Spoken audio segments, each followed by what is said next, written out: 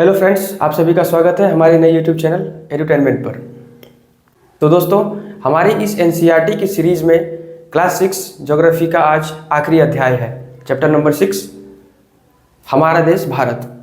इस चैप्टर में हमको भारत के बारे में देखना है मेनली। सबसे पहले देखिए दोस्तों, अभी हम लोगों ने पिछले चैप्टर्स में अक्षांश और देशांतर के बारे में पढ़ा था, ठीक है। तो अक्षांश देशांतर में किसी भी जगह का अक्षांशीय विस्तार और देशांतरीय विस्तार अगर हमको पता है तो बहुत ज़्यादा सहूलियत होती है उसको ढूंढने में। तो इसी प्रकार हमें उत्सुकता होती है कि हमारे भारत का कहाँ से कहाँ तक अक्षांश है और कहाँ से कहाँ तक देशांतर है। तो आइए उसको देखते हैं।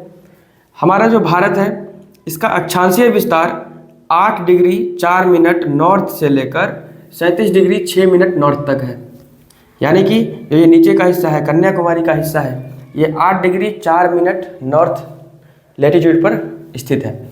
और जो हमारा कश्मीर का हिस्सा है लद्दाख, अभी जो ये क्षेत्र लद्दाख है, यहाँ पर कितना है 37 डिग्री 6 मिनट नॉर्थ। ये हमारे अक्षांशीय विस्तार हो गए, ठीक है। ये क्या है, अक्षांश है। और भारत का जो देशांतरीय विस्तार है वो 68 डिग्री 7 मिनट ईस्ट से लेकर के 97 डिग्री 25 मिनट ईस्ट तक है, पूर्वी देशांतर तक है। तो ये हमारा देशांतरीय विस्तार हो गया, आप इसको याद रखेंगे। अक्षांश 8 डिग्री 4 मिनट से लेकर 37 डिग्री 6 मिनट और देशांतर 68 डिग्री 7 मिनट से 97 डिग्री 25 मिनट। याद करने के लिए कई लोग शॉर्ट ट्रिक भी लगाते हैं, जैसे कि 8 का आधा 4, तो 8 डिग्री 4 मिनट याद हो जाएगा। 37 डिग्री 6 मिनट देखिए 3 का डबल 6, लास्ट में बीच में 1 ऐड करके 7। तो ऐसे करके बहुत लोग याद करते हैं।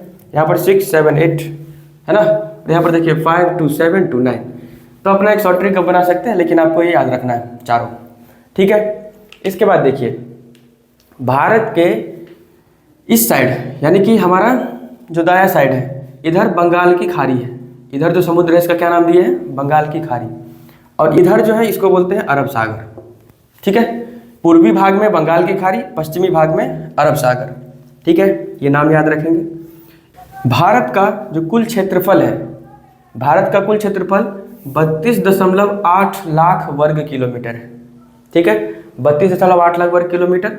अब आप देखिए इसकी जो, मान लीजिए कि कोई व्यक्ति यहाँ से चलता है लद्दाख से और कन्याकुमारी के लिए चलता है पैदल, तो उसको कितना दूर चलना पड़ेगा। इस चीज़ को समझने के लिए आप ये देखिए, इसकी लंबाई है 3214 किलोमीटर, 3214 किलोमीटर। अगर कोई व्यक्ति यहाँ से चालू करे और यहाँ तक चले जाए तो इसमें कितना दूर है, इसमें है 2933 किलोमीटर, 2933 किलोमीटर, ठीक है। तो लगभग देखिए ये 3200 है या 2900 है, तो लंबाई और चौड़ाई में ज़्यादा का फर्क नहीं है। भले ही मैप देखने के बाद लगता है कि इसकी ये वाली लेंथ ज़्यादा है, जबकि चौड़ाई भी लगभग उतना ही है, 3000 किलोमीटर के एवरेज में दोनों है, ठीक है। तो आप याद रखेंगे 3214 किलोमीटर और 2933 किलोमीटर, ठीक है। इसके बाद देखिए भारत के लगभग बीचों बीच से जो ये कर्क रेखा है वो पास होती है, ठीक है। कर्क रेखा आप जानते हैं, जब पृथ्वी के बारे में हम लोग पढ़ रहे थे तो ये बीच में भूमध्य रेखा था, 23.5 डिग्री ऊपर नॉर्थ पर कर्क रेखा और 23.5 डिग्री साउथ पर मकर रेखा था। तो जो ये कर्क रेखा है वो कहाँ से गुजरती है, भारत के ठीक बीच से होकर गुजरती है। ये भारत के ठीक बीच से होकर गुजरती है, ठीक रेखा 23 डिग्री 30 मिनट नॉर्थ। ये भारत को 2 भाग में बांटती है, ठीक है। नीचे का जो ये हिस्सा है इसको कहा जाता है प्रायद्वीप या इंग्लिश में पेनिनसुला, ठीक है। तो प्रायद्वीप क्यों कहा जाता है, अगर कोई भी पृथ्वी का टुकड़ा, कोई भी जमीन अगर 3 साइड से पानी से घिरा हो, जैसे कि ये वाला शेप है, इधर भी पानी, इधर भी और इधर भी, 3 साइड से पानी से घिरा हो तो उसको कहते हैं प्रायद्वीप, पेनिनसुला। इसलिए भारत के ये वाला हिस्सा, जो नीचे वाला हिस्सा है, देखिए इधर भी पानी, इधर भी, और यहाँ पर हिंद महासागर है, ठीक है। तो 3 साइड से जल है, इसलिए इसको क्या बोलते हैं, प्रायद्वीप, ठीक है। तो ये वाले साउथ वाले हिस्से को हम लोग बोलते हैं भारतीय प्रायद्वीप, आप इसको याद रखेंगे, ठीक है। इसके बाद चलिए देखते हैं, अब ये देशांतरीय विस्तार देखिए 68 डिग्री 7 मिनट से लेकर 97 डिग्री 25 मिनट तक है। तो ये देशांतर हो गया, एक देशांतर यहाँ होगा, फिर अगला, ऐसे करके बहुत सारे देशांतर बनेंगे, लंबा जो लाइन्स खींचा जाएगा उसको देशांतर कहेंगे, ठीक है। तो एक डिग्री देशांतर बढ़िएगा तो 4 मिनट का फर्क हो जाएगा, यानी कि 68 डिग्री 7 मिनट पर है। अगर आप 69 डिग्री 7 अगर आप 1 डिग्री बढ़ गए 69 डिग्री 7 मिनट पर, तो टाइम आपका 4 मिनट बढ़ जाएगा। ठीक है, ये चीज़ पहले भी डिस्कस हो चुका है, इसको बस आप रिकॉल करने के लिए मैंने यहाँ पर लिख दिया है। ठीक है, अब हमारा अगला टॉपिक है भारत के पड़ोसी देश। देखिए भारत के पड़ोसी देश, भारत से स्थल सीमा लैंड बाउंड्री शेयर करने वाले 7 देश हैं, और जल सीमा जो कि समुद्र में सीमा बनाते हैं ऐसे 2 देश हैं। स्थल सीमा शेयर करने वाले देशों के नाम देखिए, बांग्लादेश, म्यांमार, भूटान, नेपाल, चीन, अफगानिस्तान, पाकिस्तान। ठीक है, ये सारे देश हैं जो कि स्थल सीमा शेयर करते हैं। अब इसमें जो देश सबसे ज़्यादा बाउंड्री शेयर करता है उसके हिसाब से मैंने एक लिस्ट बनाया है कि जो बांग्लादेश है वो सबसे ज़्यादा बाउंड्री शेयर करता है, और जो अफगानिस्तान है वो सबसे कम दूरी तक भारत के साथ बाउंड्री शेयर करता है। तो इसको याद करने के लिए एक शॉर्ट ट्रिक है, बचपन MBA। ठीक है, बचपन MBA, BA से बांग्लादेश, CH से चीन, PA से पाकिस्तान, N से नेपाल। बचपन MBA में म्यांमार, M से म्यांमार, B से भूटान, A से अफगानिस्तान। तो इसको आप सीरियल में याद रखेंगे, यानी कि बांग्लादेश जो है ये भारत के साथ सबसे ज़्यादा सबसे लंबी दूरी का बाउंड्री शेयर करता है, और जो अफगानिस्तान है वो सबसे कम। अफगानिस्तान यहाँ पर कहीं एकदम छोटा सा बाउंड्री शेयर करता है, मात्र 106 किलोमीटर का। ये किलोमीटर से आप देख लीजिए, आप इसका स्क्रीनशॉट लेकर के याद कर सकते हैं। ठीक है, बस ये शॉर्ट ट्रिक याद रखिएगा। देखिए 7 कंट्री है, बांग्लादेश, चीन, पाकिस्तान, नेपाल, म्यांमार, भूटान, अफगानिस्तान। बचपन MBA इसका शॉर्ट ट्रिक है। ठीक है, इसके बाद भारत 2 देशों के साथ जल सीमा साझा करती है, एक तो ये श्रीलंका हो गया और एक यहाँ पर मालदीव है। ठीक है, ये द्वीप समूह है। तो ये दोनों हैं इसके समुद्री पड़ोसी देश हैं, और ये सभी स्थल सीमा शेयर करते हैं। ठीक है, अब देखिए भारत के पूरब में यानी कि अरब सागर में एक क्षेत्र है, इसको कहते हैं लक्षद्वीप। यहाँ भी बहुत सारा द्वीपों का समूह है। ये लक्षद्वीप भी भारत के अंदर ही आता है, और पूरब में है अंडमान निकोबार। ठीक है, ये भी भारत का ही क्षेत्र है। तो ये इसका यूनियन टेरिटरी जो केंद्र शासित प्रदेश होता है वो है।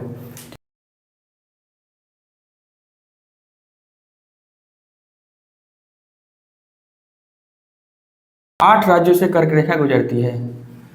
कर्क रेखा कितने राज्यों से गुजरती है? 8 राज्यों से। ठीक है, कौन कौन से हैं? गुजरात, राजस्थान, मध्य प्रदेश, छत्तीसगढ़, झारखंड, बंगाल, त्रिपुरा और मिजोरम।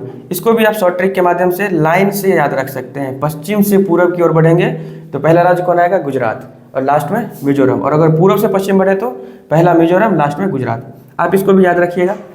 आइए दोस्तों देखते हैं भारत का भौतिक विभाजन। ठीक है, ये भारत का भौतिक विभाजन है।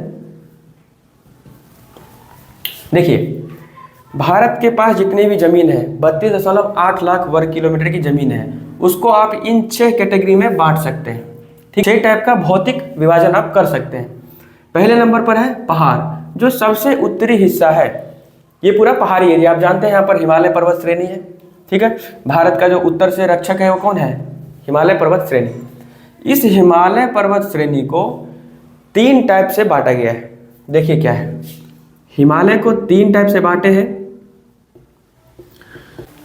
जो ये सबसे ऊपर वाला हिस्सा है इसको हम लोग कहते हैं बृहत हिमालय या हिमाद्री। ठीक है, ये हिमालय बहुत ऊंचा ऊंचा होता है। इस हिमालय पर आप देखिएगा ऊपर में बर्फ जमे हुए होते हैं, तो ये हो गया बृहत हिमालय हिमाद्री, जो सबसे ऊपर वाला हिस्सा है। ठीक है, मतलब अगर हिमालय को 3 पार्ट में बांटेंगे तो ऊपर वाला हिस्सा बृहत हिमालय, दूसरा वाला है मध्य हिमालय या हिमाचल। ठीक है, हिमालय का दूसरा हिस्सा हो गया, जो ये सेकंड पोर्शन है यह है मध्य हिमालय या हिमाचल। और जो तीसरा है इसको बोलते हैं शिवालिक। ठीक है, तो मध्य हिमालय की ऊंचाई बृहत से थोड़ी कम होगी और शिवालिक की ऊंचाई तो बहुत ही कम हो जाती है। 1000 मीटर एवरेज हाइट होता है इसका। ठीक है, और इस सब का एवरेज हाइट कितना है आपको पता है? एवरेस्ट का हाइट 8848 मीटर है ना। तो यहाँ पर ऊंचे ऊंचे पर्वत चोटी होते हैं, शिवालिक में छोटा छोटा हाइट होता है पहाड़ों का। तो ये पहाड़ का जो वितरण है आप देख चुके हैं। हिमालय को 3 भाग में बांटा गया है, बृहत, मध्य और शिवालिक। आप इसको याद रखेंगे। तो ये ऊपर का हिस्सा पहाड़ी एरिया खत्म। अब इसके जस्ट नीचे है मैदानी एरिया, पहाड़ के जस्ट नीचे है समतल मैदान। ठीक है, तो यहाँ पर 3 प्रमुख नदी द्रोणी है और उसके द्वारा मैदान तैयार किया गया है। एक है सतलुज का मैदान, जो पंजाब हरियाणा वगैरह में आप देखते हैं।